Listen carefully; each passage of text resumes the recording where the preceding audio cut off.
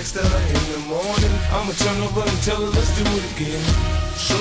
So boom, I'm watching him on the sideline. I'm with 50 because 50 took me everywhere. I was with him from day one. This guy was making $250,000 in a couple of days. The teenager once hunted by the police became the most glamorous symbol of black music. Tony Yayo, an irreplaceable piece of G Unit, a king of hip-hop, a man who once dominated the early 21st century. A world where money, power, and fame arrived so fast that many believed the game would never end. But right behind that glow was a horrifying truth no one dared to believe. When everything began slipping out of control, a shocking arrest that nearly erased an entire career. An alliance with 50 Cent cracking loyalty suddenly weighed and questioned. And a horrifying act of violence aimed directly at his own mother's home. What really happened behind those years? Why did the stories once dismissed as exaggerated later match legal records detail for detail? Do not look away. Because what happened to Tony Yayo may completely shatter your faith in Hollywood. Tony Yayo, a child raised between discipline and nameless fear. Tony Yayo, real name. Marvin Bernard was born on March 31, 1978 in South Jamaica, Queens, New York. A poor neighborhood familiar from movies, but far harsher in real life. It was a place where children had to learn how to read people before they could finish reading the alphabet. Who was telling the truth? Who was hiding a knife behind their back? Who could stand next to you today and disappear tomorrow? Tony Yayo's family were Haitian immigrants, people who endured a brutal journey in search of a better life. His mother was a nurse who worked almost her entire life devoting all her time to her job. Tony once described it simply, "All I knew was work, work, work." His father operated around the neighborhood blocks, played the lottery, and knew every small movement happening on the street. Despite poverty and lack, his parents loved their child deeply and always reminded him that success only favors those who truly work for it. They sent Tony to Catholic school, even though money was tight. Haitian parents did not want their children attending public schools in South Jamaica, places labeled gladiator schools, where rumors said students could get shot as early as grade 6. To them, discipline and control were the last barrier protecting their children from the streets. But things became harder as Tony grew older. Tony Yayo dropping out in grade 10 is often mentioned as a bad decision. But to him, it was the only choice that still made sense. When his parents decided to divorce when he was 16, when money became real pressure, school was no longer a shelter, but a dangerous delay. His mother, despite strict control, could not supervise her son, 24/7. So she relied on another powerful force, the neighbor. You know it well. Neighborhood women who watch every child without needing to be paid. Mrs. Peoples, Tony's neighbor, could sit by the window all day. The moment Tony did something wrong, his mother would know immediately. But even that was not enough to stop him from sliding into street life. In his neighborhood, one name was rising fast, 50 Cent, who they called Boo Boo. 50 was a legend on that block. Everyone knew him. He stood on the street with jeweled jackets, thick chains, cars filling the road. Back then, there was no gang culture like today, but hustler culture. Looking at that, Tony chose to follow the same path. In his eyes, he entered the game 3 years later than 50 Cent, and that made him believe he had to work several times harder. One of the most famous stories about Tony Yayo was the day his mother discovered he had hidden 100 grams of cocaine in the house and threw it all straight into the trash. Tony was furious when he found out, but he did nothing. He was afraid of his mother. That fear was bigger than the money and effort he had invested. After that, Tony turned to hip-hop as a new interest, a temporary escape from his mother's control. But few people know one thing. Tony Yayo never truly planned to become a rapper. The musical journey, truths never revealed. Tony Yayo's music career began in the late 1990s, when he teamed up with childhood friends Curtis Jackson, known as 50 Cent, and Lloyd Banks to form G Unit.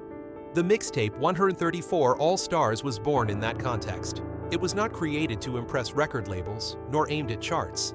It was a map of the neighborhood, a way to declare where they came from and who they belonged to. The number 134 was not a marketing trick. It was an address, a memory, a line between insiders and outsiders. To Tony Yayo, each track was not a step toward personal fame, but a marker for the entire group moving forward together. Yayo understood his position in the collective clearly. He knew he was not the best lyricist, not the kind of rapper who made audiences stop to analyze every line, and he never tried to claim that role. In a world where everyone wanted to be heard, the loudest, Yayo chose the quieter space. He was the one keeping rhythm, the one making sure things did not fall apart when pressure hit. While others focused on individual opportunities, Yayo kept pulling the story back to the group, to the unit spirit they built from nothing. It would be a mistake to think Tony Yayo only stood behind the scenes without real effort. In the early days of G-Unit, he was everywhere the group needed to be. From small studios, little-known stages, to nameless trips with no guaranteed future. He contributed his voice, his presence, his commitment. So G-Unit was not just a mixtape concept, but a living entity in real life. Yayo did not deliver iconic rap lines, but he delivered the feeling that this was a real group, not a rushed project. When 50 Cent began attracting industry attention, Tony Yayo was not left behind musically. On 50 Cent's solo album Get Rich or Die Tryin', he appeared on the track Like My Style, a clear sign that Yayo was still part of the larger picture. It was a rare moment where his name sat beside one of the most important hip-hop albums of the early 21st century. In 2003, G-Unit officially stepped into the spotlight, touching the dream they had carried for years in the dark. And from there, the wheel of fate began to turn. Tony Yayo disappeared from the stage, right at the moment he should have shined the brightest.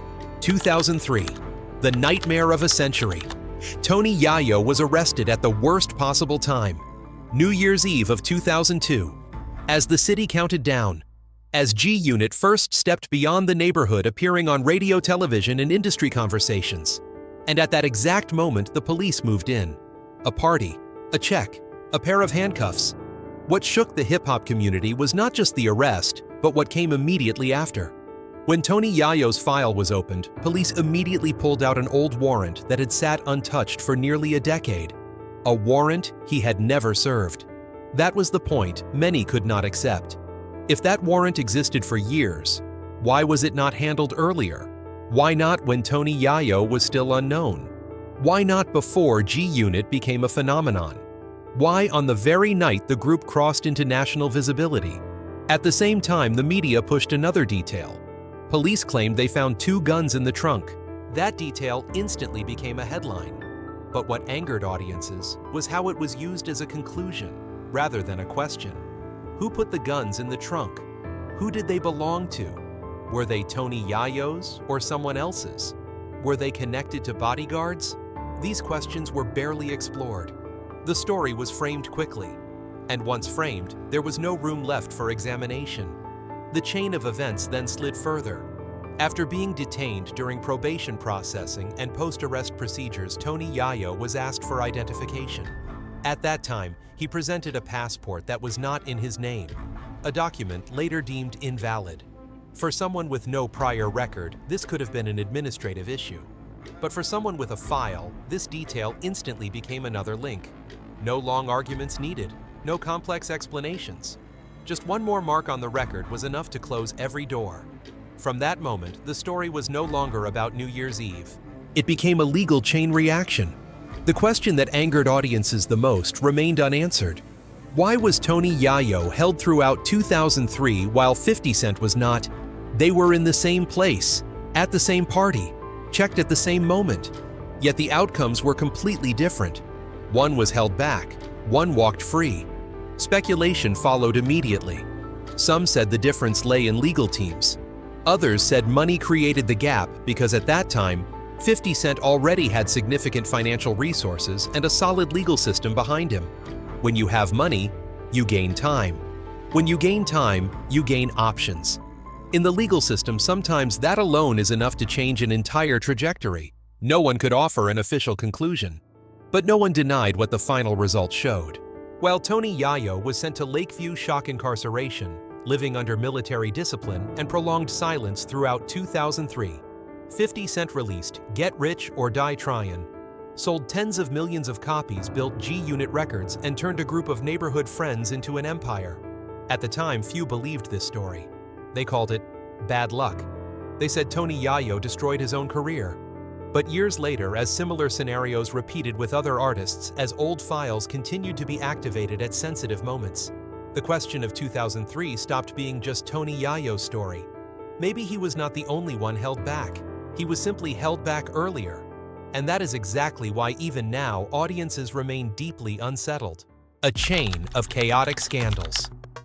Despite past legal troubles, Tony Yayo entered the early 2000s with a position very few ever believed he could reach. In 2005, Thoughts of a Predicate Felon was released and quickly climbed to number 2 on the Billboard 200. So seductive flooded radio, music, television, and nightclubs a clear signal that Yayo was no longer just the shadow standing next to G-Unit. He had his own name, his own audience, and his own revenue in a market where every move was examined under a microscope. From the outside, this appeared to be the most stable period of Tony Yayo's career. The music ran smoothly. Money flowed steadily. His image was better controlled than in previous years.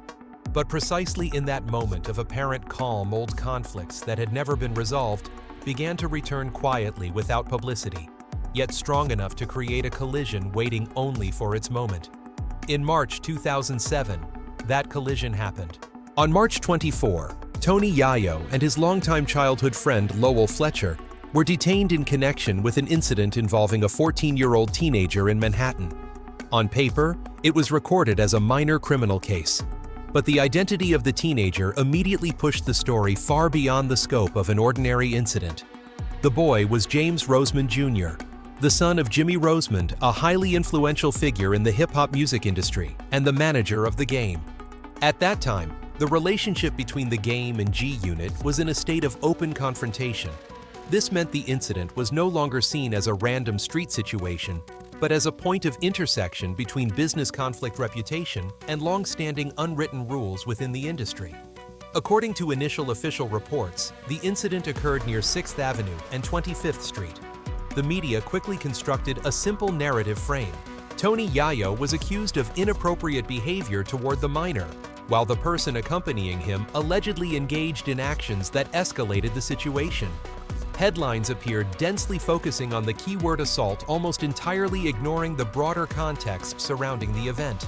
At this stage, the public saw only the surface: a rapper caught in scandal, a damaged image, a case that seemed likely to end with a light sentence. But for those who understood the relationships between the parties, this was not the ending. It was the trigger. Later testimonies showed that the roles of those involved were more complex than early media descriptions suggested. The friend accompanying Tony Yayo admitted primary responsibility for the direct action, while Yayo was determined to have been present at the scene and involved in the situation. These details did little to calm public outrage because by then, the story had already been framed in the public eye. The situation quickly escalated once formal charges were filed. Tony Yayo faced charges related to disorderly conduct and actions affecting the welfare of a minor. The first court appearance took place in late April, where he pleaded not guilty, and his legal team asserted there had been no direct conduct as initially alleged. By the second court date in July, a plea deal was offered, but rejected, signaling that the case had moved far beyond any notion of a quick resolution. Then, just days before a critical court hearing, another event occurred that shifted the entire narrative. The home of Tony Yayo's mother in Queens was targeted in what was widely interpreted as a warning act. There were no casualties, but the message was unmistakable. From that moment on, the 2007 case was no longer viewed as a personal scandal. It became the starting point of a multi-year confrontation with consequences, far exceeding what the media had described in its earliest reports. The permanent loss of a close friend and undisclosed details. Lowell "Lodi Mac" Fletcher was not an artist. He had no spotlight, no stage, no loyal audience. But he stood very close to Tony Yayo during a period when conflicts had gone far beyond music. While the media remained focused on major names and sensational headlines surrounding Tony Yayo and G-Unit, after the 2007 incident involving James Rosemond Jr., one critical detail was largely overlooked. That was the true role of Lodi Mac and the price he accepted on behalf of someone else. According to legal records and news reports at the time in November 2007, Lodi Mac formally pleaded guilty to aggravated assault involving a weapon and illegal firearm possession. His sentence was 2 years 9 months in prison. This guilty plea marked a crucial turning point in the case. By February 2008, prosecutors decided to drop all charges against Tony Yayo. In documents and testimonies that later surfaced during the trial of Jimmy Henchman, this detail was confirmed more clearly. Not only did Lodi Mack admit his actions, but testimony also indicated that Tony Yayo attempted to intervene, even trying to restrain Lodi Mack as tensions escalated. Legally, the story appeared to end there. Tony Yayo was free. The case was considered resolved. But in the world Tony Yayo grew up in, criminal justice is not always the final period. Sometimes it is only a comma opening another chapter, quieter and far more brutal. In late September 2009, Lodi Mack was released, a man stepping out of prison carrying a heavy past and a fragile future. According to later testimony in federal court not long after his release, Lodi Mack was summoned to a street corner in the Bronx. No lights, no public attention, just people who believed matters could be handled their own way. According to court records, Brian McLeod and Derek Grant were the individuals who ensured Lodi Mack never had the chance to return to normal life. The payment for that act, according to testimony, was 1 kilogram of cocaine valued at approximately $30,000. When this detail was presented during Jimmy Henchman's trial, the picture Tony Yayo had described for years began to come into sharp focus. This was not a random event. It was an organized retaliation with direction, reward, and cold logic. And Lodi Mack was simply the first link the public truly saw. According to witness testimony at the 2014 trial after the 2007 incident, Jimmy Henchman issued an order that left many in the courtroom silent. Someone within G Unit had to pay, not to argue, not to send a warning, but to close the matter according to the rules of street justice. The developments that followed, described in court, revealed a level of escalation few had previously believed to be real. Among the testimonies was a detail involving a Bentley associated with Tony Yayo that became the target of a serious incident. According to witnesses, Tony Yayo was not harmed at that time, not because of luck, but because he was not inside that vehicle. He was seated in another vehicle with higher protection parked behind it.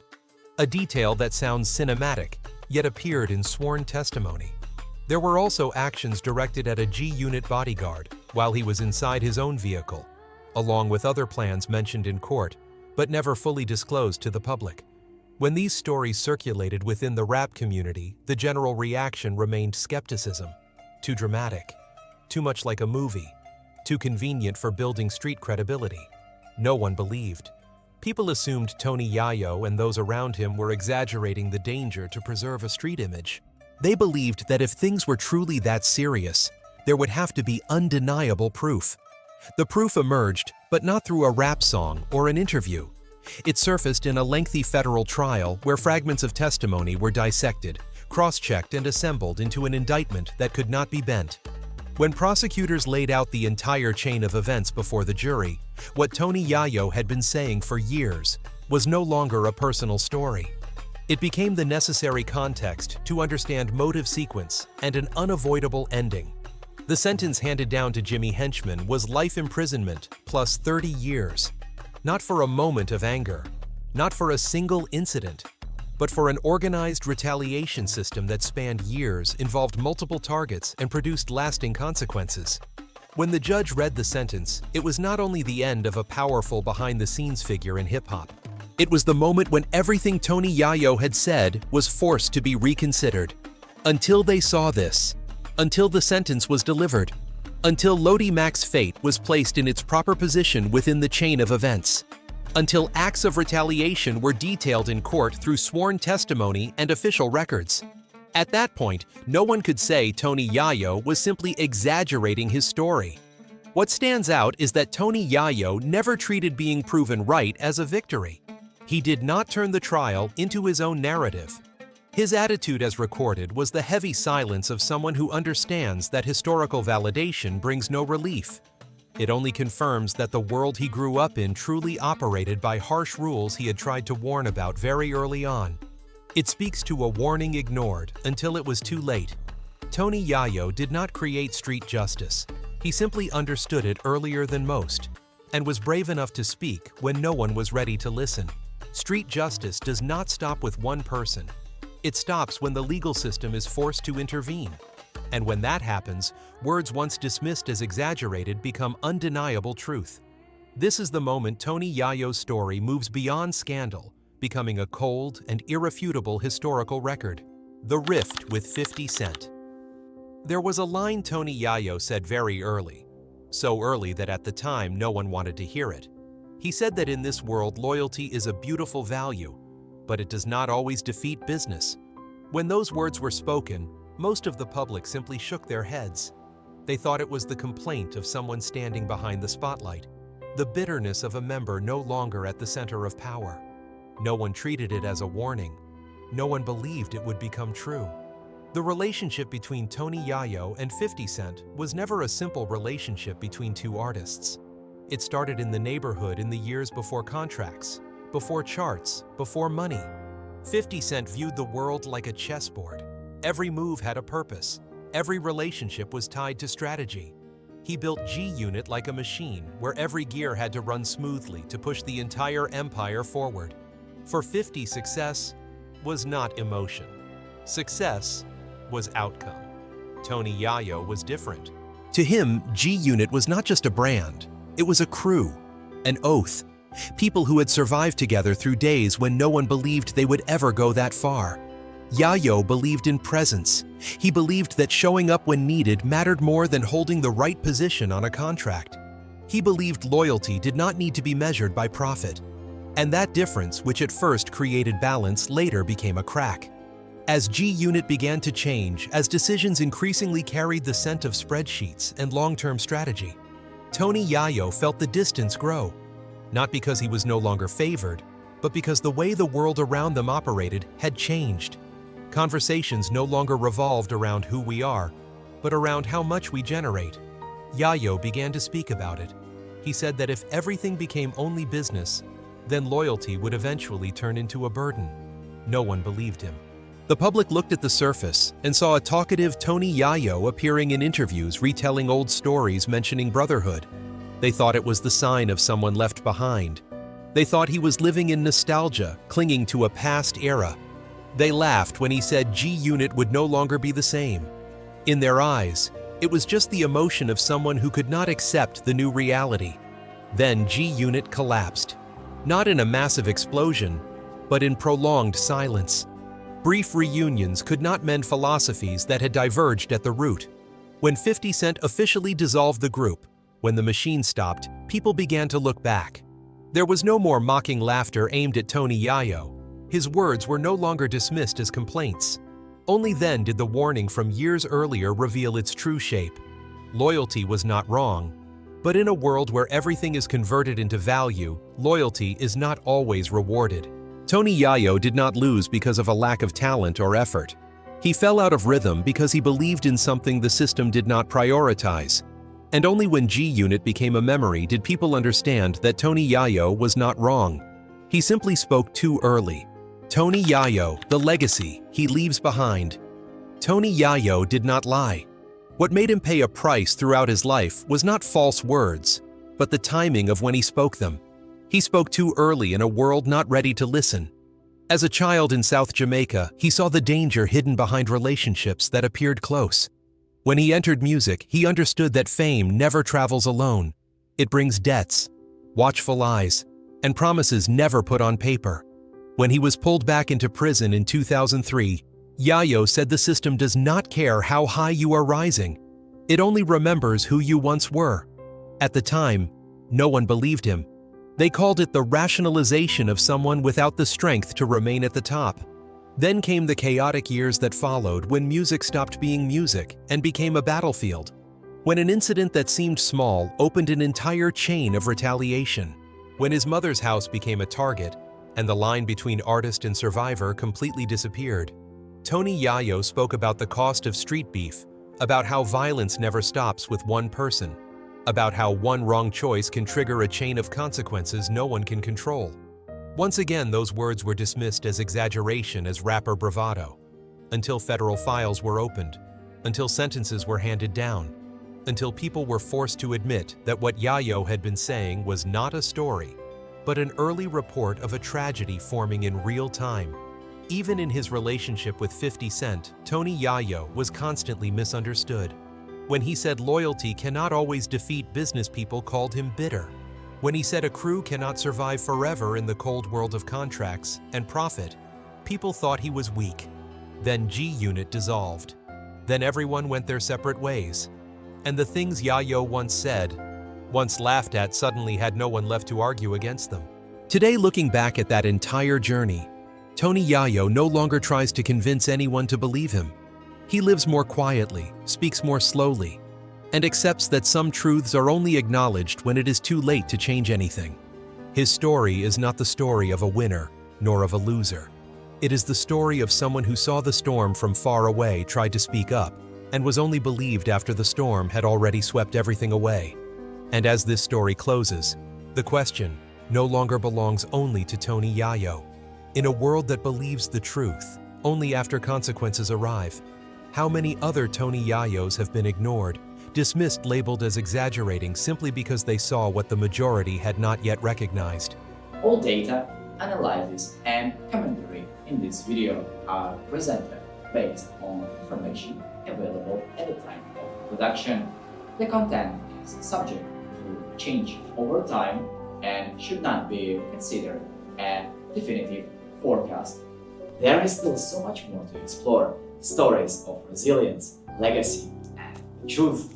Feel free to dive into some of our top recommended videos now appearing on your screen.